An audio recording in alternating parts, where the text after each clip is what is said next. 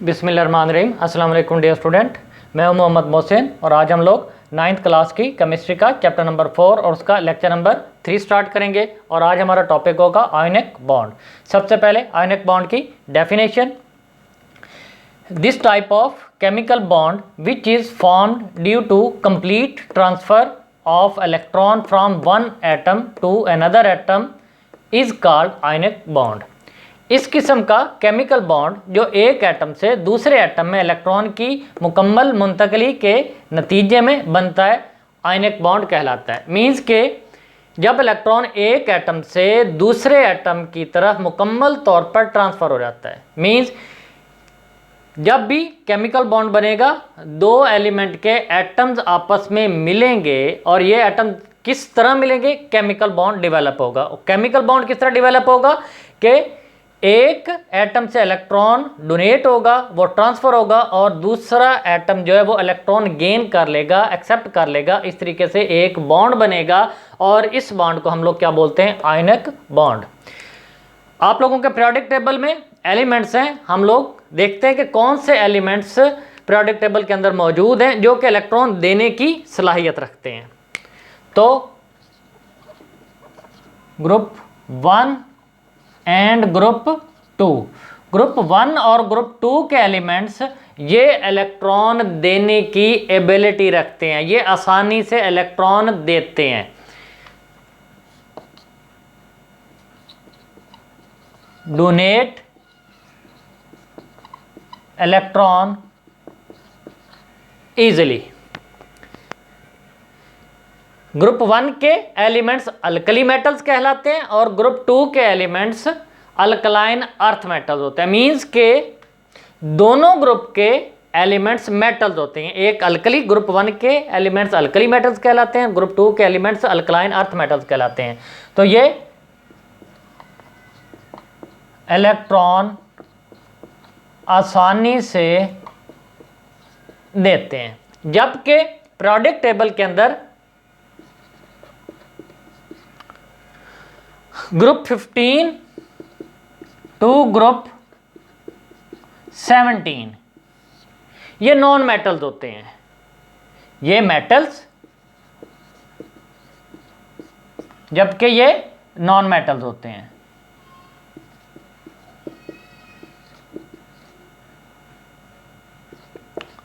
उर्दू में भी non metals. Non metals electron accept करने की एबिलिटी रखते हैं, इलेक्ट्रॉन हासिल करने की एबिलिटी रखते हैं।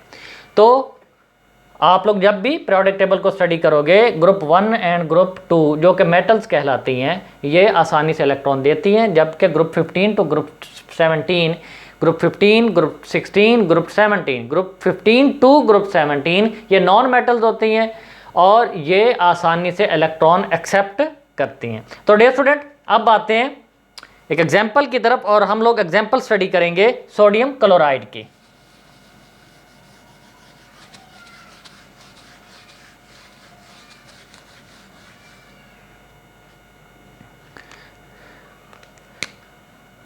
सोडियम क्लोराइड बनता किस तरह है,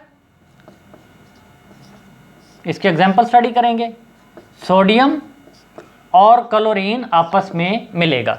सोडियम किस फॉर्म में होता है, सॉलिड फॉर्म में होता है, जबकि क्लोरीन गैसियस फॉर्म में होती है। जब सोडियम और क्लोरीन आपस में मिलेंगे तो क्या बनाएंगे, सोडियम क्लोराइड। इसको बैलेंस कर लो, 2 सोडियम ये 2। अब सोडियम, सबसे पहले आप लोग सोडियम को देखो। सोडियम का सिंबल होता है Na और इसका एटॉमिक नंबर होता है 11।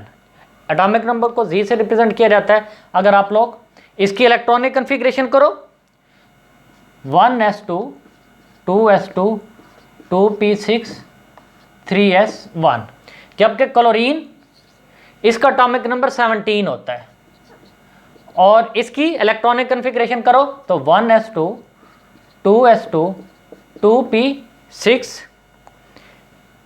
3s2 3p5। डियर स्टूडेंट, याद रखिएगा ये जो 1 2 ये फिर 2 ये फिर 3, ये 1 2 ये शेल को रिप्रेजेंट कर रहे होते हैं। तो ये 1s, ये जो 1 है और s सब शेल है, s सब शेल के अंदर कितने इलेक्ट्रॉन है? 2 इलेक्ट्रॉन है। तो इसका मतलब है पहले शेल के अंदर 2 इलेक्ट्रॉन, ये फिर ये पहले वाला शेल का सब शेल है, ये दूसरे वाले शेल के सब शेल है और ये तीसरे वाले शेल का सब शेल है। जबकि अगर हम लोग क्लोरीन को देखो तो ये पहले वाले शेल का सब शेल है, ये दूसरे वाले शेल का सब शेल है और ये तीसरे वाले शेल का सब शेल है 3s एंड 3p। अब आप लोग देखें कि s के अंदर, s क्या है? सब शेल है, इसके अंदर 1 इलेक्ट्रॉन है। अगर s को कंप्लीट होना पड़े तो इसको 1 इलेक्ट्रॉन की जरूरत होती है, क्योंकि s सब शेल के अंदर कितने इलेक्ट्रॉन होते हैं? 2 इलेक्ट्रॉन होते हैं। और अगर इधर से क्लोरीन को देखो तो इसका p सब शेल जो है वो इनकम्प्लीट है, उसके अंदर 5 इलेक्ट्रॉन है और होने कितने चाहिए? 6। अब कौन सा आसानी से एटम इलेक्ट्रॉन देगा और कौन सा आसानी से लेगा? तो ऐसा सब शेल इसको कंप्लीट होने के लिए 1 इलेक्ट्रॉन की जरूरत होती है। तो ये p से 1 इलेक्ट्रॉन आसानी से लेगा नहीं, बल्कि क्या करेगा? ये खुद इलेक्ट्रॉन दे देगा। ये ऐसा सब शेल से किसमें इलेक्ट्रॉन ट्रांसफर हो जाएगा? p सब शेल के अंदर।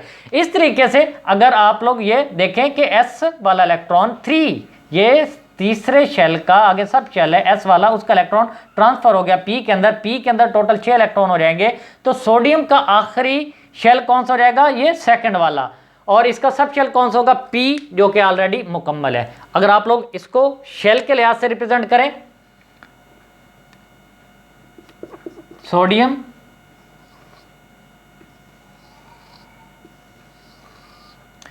तो सोडियम के पहले शेल के अंदर 2 इलेक्ट्रॉन, दूसरे के अंदर 8 और तीसरे के अंदर 1 इलेक्ट्रॉन। जबकि अगर आप लोग क्लोरीन को देखो, इसका एटॉमिक नंबर 11 होता है। क्लोरीन को देखो, क्लोरीन का एटॉमिक नंबर 17 होता है। इसकी आप लोग पहले शेल के अंदर 2 इलेक्ट्रॉन क्लोरीन के, दूसरे के अंदर 8 और तीसरे के अंदर 7 इलेक्ट्रॉन। अब सोडियम के आखिरी शेल में देखें 1 इलेक्ट्रॉन है और क्लोरीन के आखिरी शेल के अंदर कितने इलेक्ट्रॉन है? 7 इलेक्ट्रॉन है।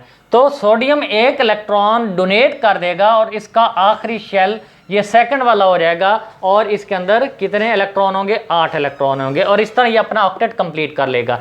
जबकि क्लोरीन के आखिरी शेल के अंदर ऑलरेडी 7 इलेक्ट्रॉन है, इसको 1 इलेक्ट्रॉन की जरूरत है, तो ये आसानी से इलेक्ट्रॉन ले लेगा। तो इस तरह सोडियम इलेक्ट्रॉन डोनेट करेगा और क्लोरीन इलेक्ट्रॉन एक्सेप्ट करेगा। तो इस तरह एक बॉन्ड डिवेलप होगा जिसको क्या नाम दिया जाता है? Ionic bond. और ये आयनिक बॉन्ड जो है ये पाया जाता है सोडियम क्लोराइड के अंदर। सोडियम आसानी से इलेक्ट्रॉन दे सकता है, इसको इलेक्ट्रॉन डोनर बोलते हैं, और क्लोरीन आसानी से इलेक्ट्रॉन ले सकता है। तो डियर स्टूडेंट, जब सोडियम 1 इलेक्ट्रॉन दे देगा, सोडियम 1 इलेक्ट्रॉन दे देगा, जब सोडियम 1 इलेक्ट्रॉन दे देगा तो सोडियम के ऊपर कौन सा चार्ज आ जाएगा? पॉजिटिव चार्ज आ जाएगा। सोडियम 1 इलेक्ट्रॉन लूज करेगा तो सोडियम के ऊपर पॉजिटिव चार्ज दिया जाएगा और इस तरह ये 1 इलेक्ट्रॉन लूज करेगा। इलेक्ट्रॉन लूज होने वाले को आप लोग एरो के हेड वाली साइड पे लिखते हैं। और क्लोरीन इलेक्ट्रॉन एक्सेप्ट कर रहा होता है। क्लोरीन के पास 7 इलेक्ट्रॉन होते हैं। सोडियम के आखिरी शेल में 1 इलेक्ट्रॉन होता है, क्लोरीन के आखिरी शेल में ये आप लोग इस तरह दे, इस तरह, और इसके आखिरी शेल में, सोडियम के आखिरी शेल में 1 इलेक्ट्रॉन होता है। वो 1 इलेक्ट्रॉन लूज कर देता है और उसके ऊपर पॉजिटिव चार्ज आता है। क्लोरीन के आखिरी शेल में 7 इलेक्ट्रॉन होते हैं, ये 1 इलेक्ट्रॉन एक्सेप्ट करता है और क्लोरीन के ऊपर कौन सा चार्ज आ जाएगा? नेगेटिव चार्ज आ जाएगा। इसका मतलब है कि जब भी सोडियम और क्लोरीन के दरमियान बॉन्ड बनेगा तो सोडियम इलेक्ट्रॉन देगा, इलेक्ट्रॉन दे के ये पॉजिटिव चार्ज हासिल कर लेगा, क्लोरीन इलेक्ट्रॉन लेके नेगेटिव चार्ज का हासिल कर लेगा। इस तरीके से चार्ज डिवेलप हो जाएंगे, चार्ज बन जाएंगे, और सोडियम और क्लोरीन के दरमियान जो बॉन्ड बनेगा उसको हम लोग बोलते हैं आयनिक बॉन्ड। और इस आयनिक बॉन्ड के दरमियान जो फोर्स ऑफ अट्रैक्शन पाई जाती है इसको बोलते हैं electrostatic force of attraction. Electrostatic force of attraction, ऐसी फोर्स ऑफ अट्रैक्शन जो कि चार्जेस की वजह से डेवलप होती है। सोडियम के ऊपर पॉजिटिव चार्ज और क्लोरीन के ऊपर negative charge. Static force of attraction.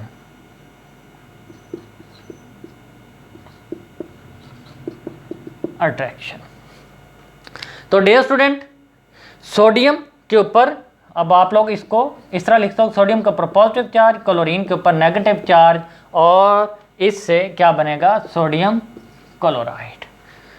तो डियर स्टूडेंट, इस तरह ये आयनिक बॉन्ड बनेगा किसके अंदर, सोडियम क्लोराइड के अंदर। सोडियम इलेक्ट्रॉन देगा, क्लोरीन इलेक्ट्रॉन एक्सेप्ट करेगा।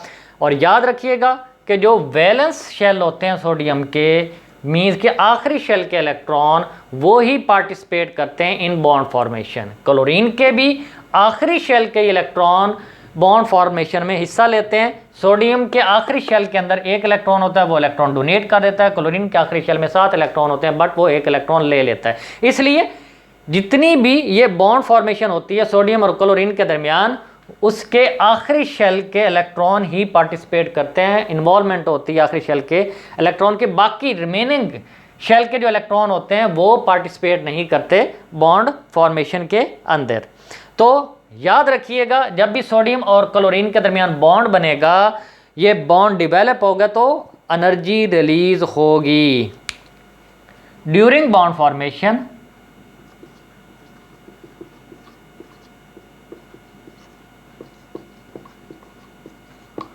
during bond formation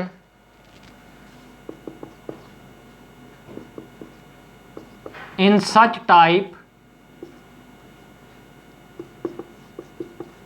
of reaction, energy या हीट आप लोग लिख लें, हीट इज गिवन आउट। इस किस्म के रिएक्शन में जब बॉन्ड बनता है तो एनर्जी खारिज होती है। मीन कि जब बॉन्ड बन रहा होता है और बॉन्ड बनने के दौरान डियर स्टूडेंट एनर्जी रिलीज होगी। और बॉन्ड बनेगा किस तरह, जब एक एटम कंप्लीटली तौर पे, जिस तरह ये सोडियम है, इसने कंप्लीटली तौर पे इलेक्ट्रॉन ट्रांसफर कर दिया क्लोरीन को, और क्लोरीन ने उस इलेक्ट्रॉन को क्या कर लिया, एक्सेप्ट कर लिया। तो डियर स्टूडेंट, इस तरह ये आयनिक बॉन्ड वाला टॉपिक कंप्लीट हुआ। इंशाल्लाह ताला नेक्स्ट लेक्चर में हम लोग कोवलेंट बॉन्ड को स्टडी करेंगे। तब तक अल्लाह हाफिज़।